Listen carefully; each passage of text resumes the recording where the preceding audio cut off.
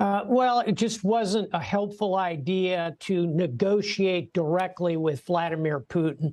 Putin is not sufficiently weakened, at least as yet, to be motivated to come to a rational settlement. So I think the lawmakers took the high road here, recognized that they had brooded an idea that was not going to fly, and withdrew it. And by the way, let's keep it in perspective here. If you really look at the votes across the political spectrum, Ukraine still enjoys strong support from Mitch McConnell on the right to Nancy Pelosi on the left.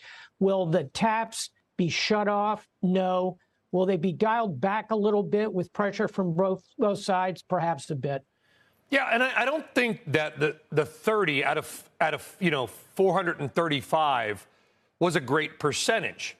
But I think the reason the Washington Post did the story on it, and people like me retweeted it out, was that it was kind of the first breach, at least on that side of the aisle, of people saying we need to start looking for a way out. We can agree or disagree on that, but it appears there is some movement because Admiral Stavridis, answer us this. Absent some sort of negotiation, how does this ultimately end? Does this go on for years? I would say not for years. I think it'll go on for months to come. And we'll learn more. We'll turn over a big card in the course of the winter. We're going to see how much the European will is reduced by a cold winter, high energy prices.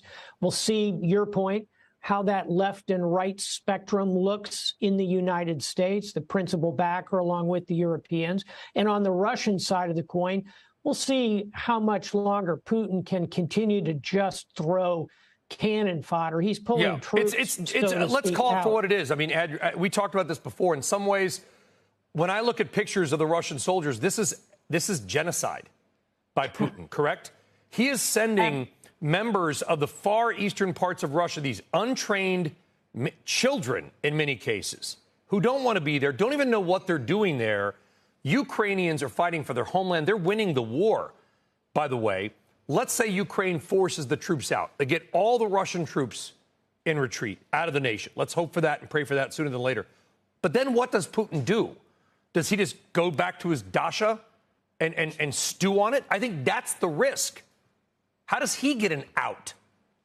Yeah, the risk is painting Putin into too tight a corner here because he's got 6,000 nuclear weapons. He's got what appears to be very strong control over all the organs of government. So what we ought to be doing is giving the Ukrainians all the tools to continue to weaken Putin militarily, maintain a steady flow to the Ukrainians.